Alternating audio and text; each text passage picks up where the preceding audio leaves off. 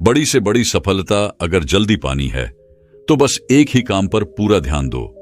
उस काम में माहिर होने के लिए एकाग्रता की शक्ति का इस्तेमाल करो। इस एकाग्रता की शक्ति का कैसे इस्तेमाल करना है और इस शक्ति को दिन ब दिन कैसे बढ़ाना है, इसी के पीछे एक अत्यंत गहरा रहस्य छुपा है। तो वही रहस्य हम आज के इस वीडियो में आपको कहानियों के माध्यम से बताएंगे। तो कहानी की शुरुआत कुछ इस प्रकार होती है। विश्वासघात और वफादारी की कहानी। मुंबई जैसे शहर में प्रिया और अर्जुन नाम का एक जोड़ा रहता था। प्रिया एक खूबसूरत और महत्वाकांक्षी युवा महिला अपनी बुद्धिमत्ता और आकर्षण के लिए जानी जाती थी, जबकि उसका समर्पित पति अर्जुन एक मेहनती और दयालु व्यक्ति था। वे एक आदर्श जोड़े की तरह लग रहे थे, गहराई से प्यार करते थे और एक दूसरे के सपनों का समर्थन करते थे। हालांकि उनकी प्रतीत होने वाली आदर्श शादी के मुखौटे के पीछे एक गहरा रहस्य छिपा है। धन और रुतबे की चाहत में फंसी प्रिया दोहरी जिंदगी जीने लगी। वह अर्जुन के सामने आदर्श पत्नी होने का दिखावा करती थी, लेकिन उसकी पीठ पीछे दूसरे पुरुषों के साथ छिपकर घूमती थी। भौतिक संपत्ति और ध्यान के लिए उसकी अतृप्त प्यास उसे धोखे और विश्वासघात के रास्ते पर ले गई। इस बीच अपनी पत्नी के धोखे से अनजान अर्जुन ने एक सॉफ्टवेयर इंजीनियर के रूप में अपने काम में अपना दिल और आत्मा लगा दी। वह समर्पित और केंद्रित थे, हमेशा अपने करियर में उत्कृष्टता हासिल करने और प्रिया को एक आरामदायक जीवन प्रदान करने का प्रयास करते थे। लंबे घंटों और मांगलिक प्रोजेक्टों के बावजूद अर्जुन ने अपनी पत्नी के प्रति अपनी वफादारी में कभी कमी नहीं की। जैसे जैसे प्रिया के मामले अधिक बार और स्पष्ट होते गए, अफवाहें उनके पूरे सामाजिक दायरे में फैलने लगीं। लोग उसकी बेवफाई के बारे में कानाफूसी करते रहे, लेकिन अर्जुन बेखबर रहा और अपनी पत्नी पर पूरा भरोसा करता रहा। प्रिया की बेगुनाही में उसकी अटूट निष्ठा और विश्वास उसकी सबसे बड़ी ताकत और अंतिम कमजोरी दोनों थी। एक दुर्भाग्यपूर्ण दिन अर्जुन को एक गुमनाम पत्र मिला, जिसमें प्रिया के विश्वासघात के बारे में सच्चाई का खुलासा हुआ। हैरान और दुखी होकर उसने अपनी पत्नी का सामना किया, जिसने बेशर्मी से अपने गलत काम को स्वीकार कर लिया। प्रिया के कबूलनामे ने अर्जुन की दुनिया को तबाह कर दिया, जिससे वह निराश हो गया और खो गया। अपने दर्द और निराशा के बीच अर्जुन मार्गदर्शन के लिए एक बुद्धिमान आरक्षी के पास गए। आरक्षी एक श्रद्धेय आध्यात्मिक नेता जो अपनी बुद्धि और करुणा के लिए जाने जाते थे, ने अर्जुन को अपने संरक्षण में ले लिया। उन्होंने अर्जुन को ध्यान केंद्रित करने की शक्ति और प्रतिकूल परिस्थितियों में भी स्वयं के प्रति सच्चे बने रहने का महत्व सिखाया। आरक्षी के मार्गदर्शन में अर्जुन आत्मखोज और आत्मज्ञान की यात्रा पर निकल पड़े। उसने अपने दर्द को ताकत में और अपने विश्वासघात को क्षमा में बदलना सीखा। ध्यान और आत्मनिरीक्षण के माध्यम से अर्जुन ने अपनी भावनाओं की अराजकता को पार करते हुए अपने ध्यान और मन की स्पष्टता को निखारा। जैसे जैसे दिन महीनों में बदलते गए, अर्जुन अपनी कठिन परीक्षा से एक बदले हुए इंसान के रूप में उभरे। उन्हें अपने काम और प्रकृति के बीच एकांत भ्रमण में सांत्वना मिलती थी।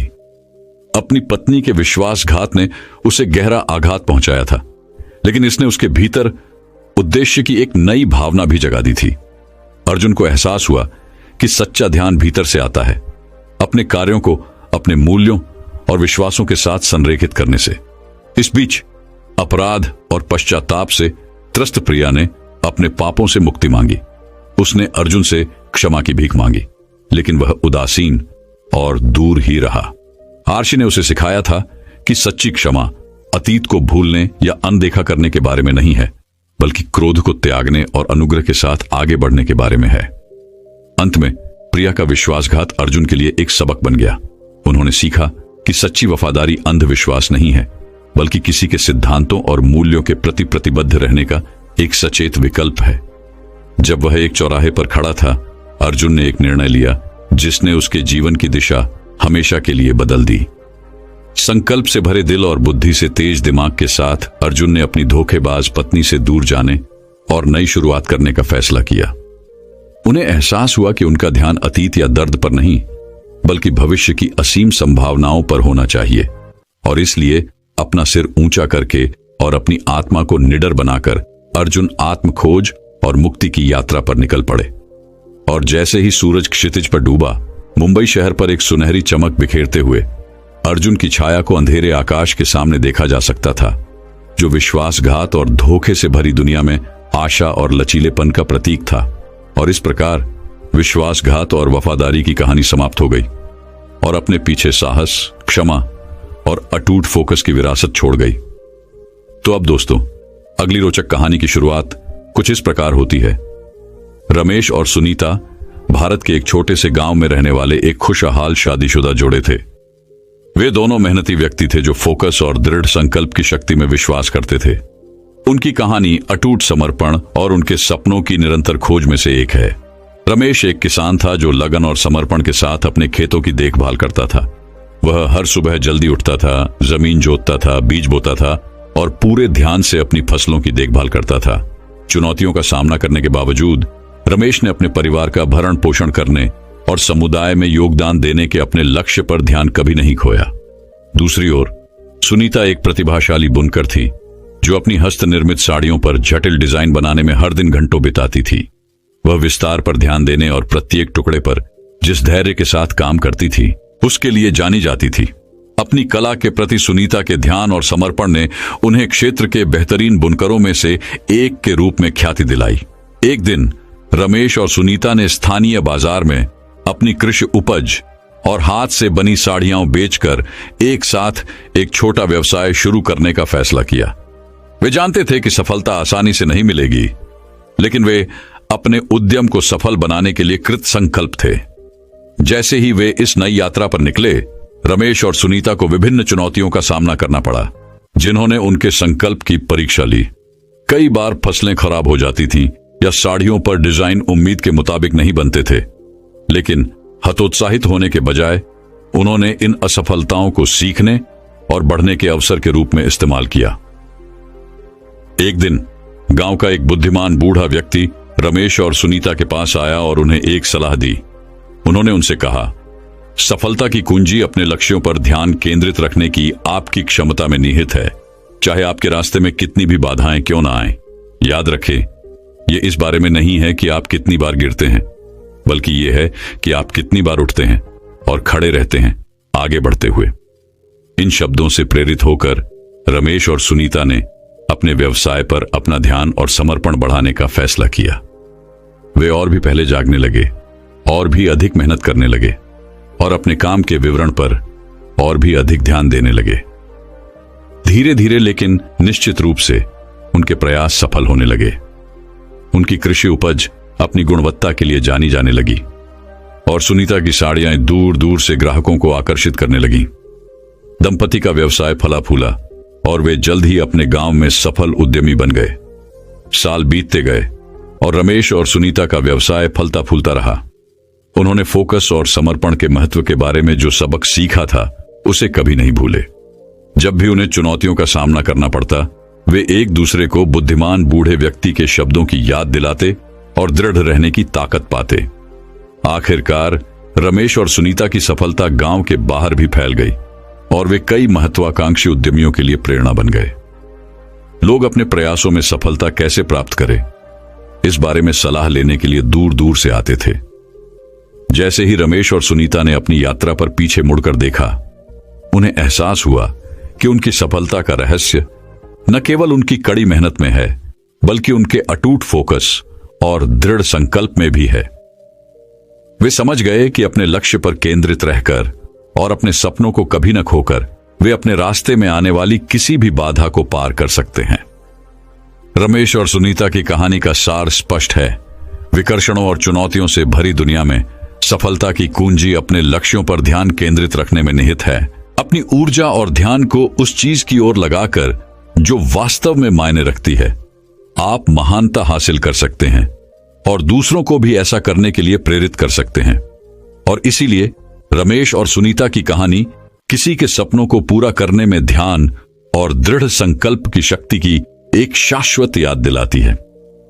उनकी कहानी आने वाली पीढ़ियों को प्रेरणा देती रहेगी कि जो वास्तव में मायने रखता है उसे कभी नजरअंदाज न करें और हमेशा पुरस्कार पर नजर रखें। तो अब दोस्तों, अगली रोचक कहानी की शुरुआत कुछ इस प्रकार होती है।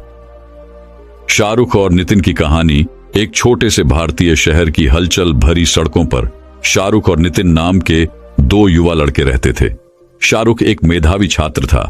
वह हमेशा अपनी कक्षा में अव्वल रहता था और आसानी से उच्च अंक प्राप्त करता था। दूसरी ओर नितिन एक औसत छात्र था जो अपने सभी प्रयासों के बावजूद अपनी पढ़ाई जारी रखने के लिए संघर्ष कर रहा था। एक दिन उनके स्कूल ने एक प्रतिष्ठित अंतर स्कूल प्रतियोगिता की घोषणा की। प्रतियोगिता के लिए गहन फोकस, समर्पण और कड़ी मेहनत की आवश्यकता थी। टॉपर होने के नाते शाहरुख ने तुरंत प्रतियोगिता जीतने पर ध्यान केंद्रित कर लिया।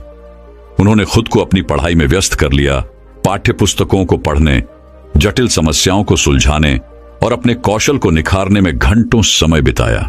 दूसरी ओर नितिन को निराशा हुई। शाहरुख के दृढ़ संकल्प और सफलता को देखकर उन्हें अपनी क्षमताओं पर संदेह हुआ। वह सोचता था कि क्या वह कभी जीवन में कुछ भी महत्वपूर्ण हासिल कर पाएगा। लेकिन उसके अंदर कुछ हलचल हुई। एक छोटी सी आवाज उसे बता रही थी कि वह उससे कहीं अधिक सक्षम है जितना उसने सोचा था। जैसे जैसे दिन बीतते गए, शाहरुख का ध्यान और दृढ़ संकल्प और मजबूत होता गया। प्रतियोगिता की तैयारी के लिए उन्होंने अपना खाली समय, सामाजिक सैर सपाटा और यहां तक कि नींद का भी त्याग कर दिया। किनारे से देख रहे नितिन को प्रशंसा और ईर्ष्या का मिश्रण महसूस हुआ। वह जानता था कि उसे अपनी वर्तमान स्थिति को बदलने के लिए कुछ करना होगा। एक शाम नितिन ने शाहरुख के पास जाने की हिम्मत जुटाई। उन्होंने उससे उसके अटूट फोकस और समर्पण के पीछे का रहस्य पूछा। शाहरुख गर्मजोशी से मुस्कुराए और नितिन के साथ अपना ज्ञान साझा किया। शाहरुख ने कहा, फोकस का मतलब परफेक्ट या सर्वश्रेष्ठ होना नहीं है। यह एक लक्ष्य निर्धारित करने, हर दिन उसके लिए काम करने और बाधाओं के बावजूद कभी हार न मानने के बारे में है। यह खुद पर और अपनी क्षमताओं पर विश्वास करने के बारे में है, तब भी जब दूसरे आप पर संदेह करते हैं। नितिन ने ध्यान से सुना। उसका दिल नए दृढ़ संकल्प से भर गया। उन्हें एहसास हुआ कि फोकस सिर्फ परीक्षा के लिए पढ़ाई या प्रतियोगिता जीतने तक ही सीमित नहीं है। यह जीवन जीने का एक तरीका था, एक मानसिकता थी जो उन्हें सभी क्षेत्रों में सफलता की ओर ले जा सकती थी। शाहरुख की बातों से प्रोत्साहित होकर नितिन ने अपनी आदतें बदलनी शुरू कर दी। उन्होंने अपने लिए छोटे, प्राप्त करने योग्य लक्ष्य निर्धारित करना और उन पर लगन से काम करना शुरू कर दिया। उन्होंने विकर्षणों को रोकना, अपने कार्यों को प्राथमिकता देना और अपने सपनों के प्रति प्रतिबद्ध रहना सीखा। जैसे जैसे प्रतियोगिता का दिन नजदीक आया, शाहरुख और नितिन दोनों तैयार थे। शाहरुख अपने अटूट फोकस और समर्पण के साथ और नितिन अपने नए दृढ़ संकल्प और खुद पर विश्वास के साथ। प्रतियोगिता का दिन आ गया और दोनों लड़कों ने अपना सब कुछ झोंक दिया। प्रतियोगिता खड़ी थी जिसमें पूरे क्षेत्र के स्कूलों के प्रतिभागियों ने अपनी प्रतिभा का प्रदर्शन किया। लेकिन अंत में यह शाहरुख और नितिन ही थे जो शीर्ष 2 दावेदारों के रूप में उभरे। निर्णायकों ने विचार विमर्श किया और विजेता की घोषणा की। नितिन, एक बार औसत छात्र ने सभी उम्मीदों को पार कर लिया और विजयी हुआ। जैसे ही वह ट्रॉफी पकड़कर मंच पर खड़े हुए, उनके गाल पर आंसू छलक पड़े। शाहरुख नितिन के पास गए और उसे गले लगा लिया। उन्होंने कहा, मैं हमेशा से जानता था कि यह आप में है, आपको बस खुद पर विश्वास करने की जरूरत है। और इस तरह शाहरुख और नितिन की कहानी शहर के सभी छात्रों के लिए प्रेरणा बन गई। इसने उन्हें सिखाया कि ध्यान, दृढ़ संकल्प और खुद पर विश्वास के साथ कुछ भी संभव है, चाहे वह परीक्षा में उत्तीर्ण होना हो, प्रतियोगिता जीतना हो या अपने सपनों को हासिल करना हो। और जैसे ही सूरज शहर में डूबा, शाहरुख और नितिन की विजयी मुस्कान पर एक सुनहरी चमक आ गई। फोकस और आत्मविश्वास की शक्ति का संदेश दूर दूर तक फैल गया, जिसने उनकी कहानी सुनने वाले सभी लोगों के दिलों को छू लिया। तो अब दोस्तों, अगली रोचक कहानी की शुरुआत कुछ इस प्रकार होती है। एक मेहनती और जुनूनी छात्र केदार ने हमेशा अपनी शिक्षा में उत्कृष्टता हासिल करने और बड़ी सफलता हासिल करने का सपना देखा था। उन्होंने ऋषिकेश के प्रतिष्ठित विश्वविद्यालयों में से एक में दाखिला लिया, जो अपने शांत वातावरण और सीखने के लिए अनुकूल वातावरण के लिए जाना जाता है। छात्र जीवन में केदार की यात्रा उतार चढ़ाव, बाधाओं और जीत से भरी एक चुनौतीपूर्ण लेकिन सुंदर साहसिक यात्रा की तरह थी। केदार को शुरू से ही अपने लक्ष्य हासिल करने के लिए फोकस और एकाग्रता के महत्व का एहसास था। उन्होंने देखा कि ध्यान भटकाने वाली चीजें हर जगह थीं, चाहे वह सोशल मीडिया हो, दोस्त हों, या यहां तक कि उनके अपने भटकते विचार भी हों। इन विकर्षणों से निपटने और अपना ध्यान बढ़ाने के लिए केदार ने अपने बुद्धिमान गुरुजी से मार्गदर्शन लेने का फैसला किया। गुरुजी, जो कि ऋषिकेश के एक श्रद्धेय संत थे, ने केदार की दुर्दशा को समझा और उसे एक मूल्यवान सबक देने का फैसला किया। वह केदार को ऋषिकेश के आसपास के हरे भरे जंगलों और राजसी पहाड़ों की यात्रा पर ले गए। रास्ते में गुरुजी ने सचेतनता और एकाग्रता की शक्ति पर जोर देते हुए ज्ञानवर्धक कहानियां और शिक्षाएं साझा की। जैसे ही वे गंगा नदी के किनारे एक एकांत स्थान पर पहुंचे, गुरुजी ने केदार को मौन बैठकर पानी के प्रवाह का निरीक्षण करने के लिए कहा। प्रारंभ में केदार को अपने दिमाग को शांत करना और केवल नदी की गति पर ध्यान केंद्रित करना चुनौतीपूर्ण लगा, लेकिन गुरुजी के सौम्य मार्गदर्शन से केदार ने धीरे धीरे ध्यान भटकाना और वर्तमान क्षण में डूब जाना सीख लिया। दिन हफ्तों में बदल गए और केदार ने गुरुजी की निगरानी में सावधानीपूर्वक ध्यान और एकाग्रता का अभ्यास किया। उन्हें प्रकृति की सरलता और अपने आसपास मौजूद गहन ज्ञान में सांत्वना मिली। समय के साथ केदार ने अपने फोकस और मन की स्पष्टता में महत्वपूर्ण सुधार देखा। उनका शैक्षणिक प्रदर्शन बढ़ गया और उन्होंने अपनी पढ़ाई में पहले जैसा उत्कृष्ट प्रदर्शन करना शुरू कर दिया। एक दिन जब केदार ऋषिकेश की ओर देखने वाली एक ऊंची चोटी पर खड़ा था, तो उसने अपनी परिवर्तनकारी यात्रा पर विचार किया। उन्होंने महसूस किया कि सच्चा ध्यान केवल विकर्षणों को दूर करने के बारे में नहीं था, बल्कि स्वयं और अपने आसपास की दुनिया के साथ गहराई से जुड़ने के बारे में भी था। सचेतनता और एकाग्रता के माध्यम से केदार ने आंतरिक शक्ति और दृढ़ संकल्प का भंडार खोल लिया था, जिसने उसे अपने लक्ष्यों की ओर प्रेरित किया। नए आत्मविश्वास और संकल्प के साथ केदार ऋषिकेश में अपने विश्वविद्यालय लौट आए। उसके साथियों ने उसमें एक उल्लेखनीय बदलाव देखा। वह पहले से कहीं अधिक केंद्रित, दृढ़ निश्चयी और प्रेरित था। केदार की सफलता की कहानी कई लोगों के लिए प्रेरणा का स्रोत बन गई, जिससे उन्हें अपने जीवन में सावधानी और एकाग्रता अपनाने की प्रेरणा मिली। केदार की कहानी की सीख दूर दूर तक गूंजती है। सच्चा ध्यान केवल दृढ़ इच्छा शक्ति या पाश्विक बल पर नहीं है, बल्कि हम जो कुछ भी करते हैं उसमें जागरूकता और उपस्थिति की गहरी भावना पैदा करने पर है। सचेतनता और एकाग्रता के माध्यम से हम अपनी पूरी क्षमता को उजागर कर सकते हैं, किसी भी बाधा को दूर कर सकते हैं और अपने जीवन के सभी क्षेत्रों में महानता हासिल कर सकते हैं। अपने छात्र जीवन में केदार की यात्रा ने आने वाली पीढ़ियों के लिए आशा और प्रेरणा की किरण के रूप में काम किया। सभी को याद दिलाया कि सफलता की राह एक स्पष्ट और केंद्रित दिमाग से शुरू होती है। और जैसे जैसे केदार ने अपनी शैक्षणिक गतिविधियों की चुनौतियों और विजय को पार करना जारी रखा, उन्होंने अपने भीतर यह अमूल्य सबक ले लिया कि सच्चा ध्यान अनंत संभावनाओं की दुनिया को खोलने की कुंजी है।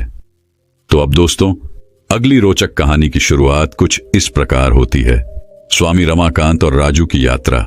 स्वामी रमाकांत एक श्रद्धेय भिक्षु जो अपने अटूट ध्यान और अनुशासन के लिए जाने जाते हैं, भारतीय पहाड़ों के मध्य में स्थित एक शांतिपूर्ण मठ में रहते थे। उनके दिन गहन ध्यान, प्राचीन ग्रंथों का अध्ययन और अपने शिष्यों को आत्मज्ञान के मार्ग पर मार्गदर्शन करने में व्यतीत होते थे। ऐसा ही एक शिष्य था राजू, एक युवा और उत्साही लड़का जिसका मन अक्सर ध्यान सत्र के दौरान भटक जाता था।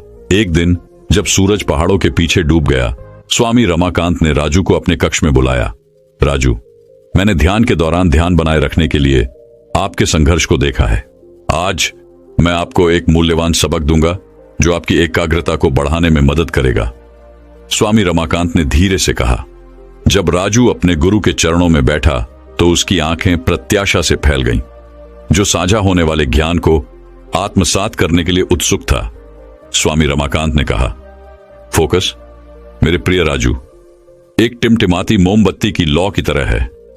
इसे ध्यान भटकाने वाली हवाओं से पोषण और सुरक्षा की आवश्यकता होती है। अपना ध्यान बढ़ाने के लिए आपको सबसे पहले अपनी सांस की शक्ति को समझना होगा। अपनी आंखें बंद करें, गहरी सांस लें और अपने दिमाग को आपके शरीर में प्रवेश करने और छोड़ने वाली हवा के लयबद्ध प्रवाह पर स्थिर होने दें। जैसे ही राजू ने अपने स्वामी के निर्देशों का पालन किया, उसे शांति का एहसास हुआ। पहली बार उसने अपनी सांसों से जुड़ाव महसूस किया, जिसने उसे वर्तमान क्षण में स्थापित कर दिया। स्वामी रमाकांत ने आगे कहा, अब अपने मन को एक विशाल महासागर के रूप में कल्पना करें।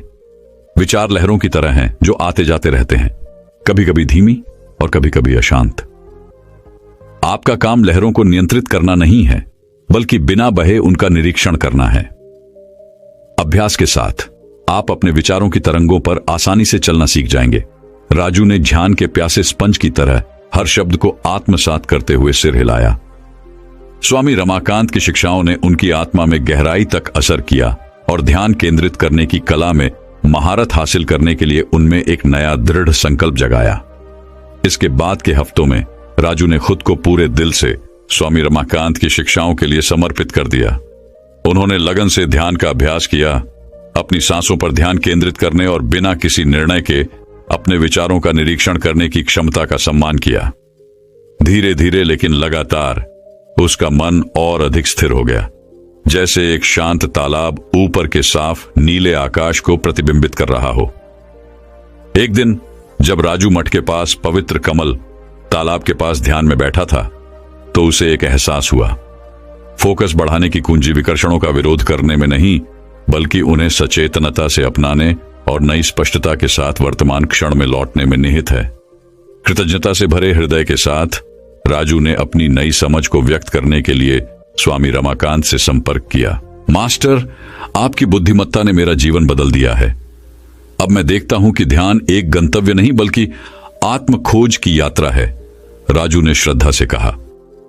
स्वामी रमाकांत अपने समर्पित शिष्य को देखकर गर्मजोशी से मुस्कुराए। याद रखें राजू कि ध्यान केंद्रित करने का मार्ग धैर्य, दृढ़ता और अभ्यास से प्रशस्त होता है। अपनी सांस की शक्ति और अपने भीतर की शांति पर भरोसा रखें।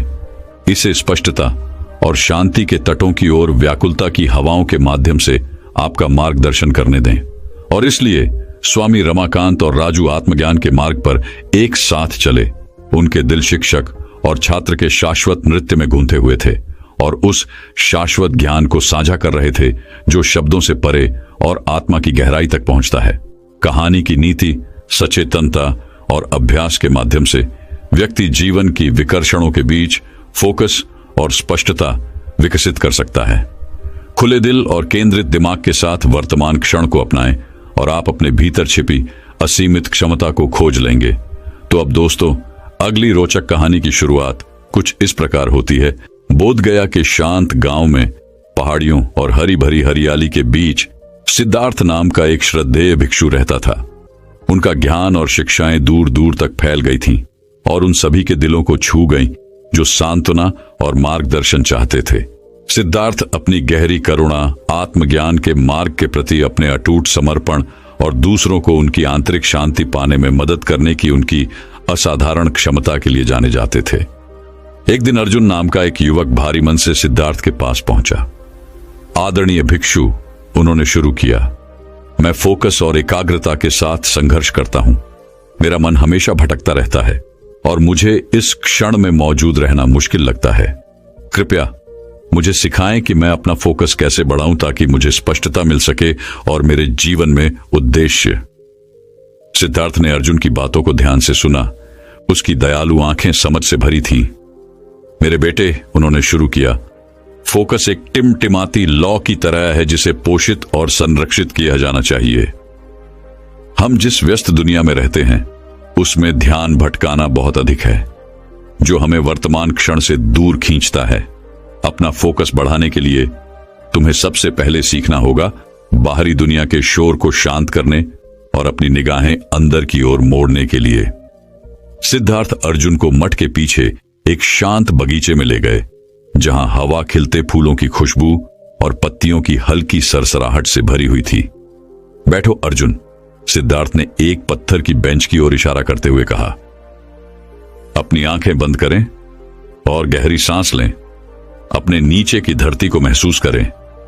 सूरज आपकी त्वचा को गर्म कर रहा है और हल्की हवा आपके चेहरे को सहला रही है।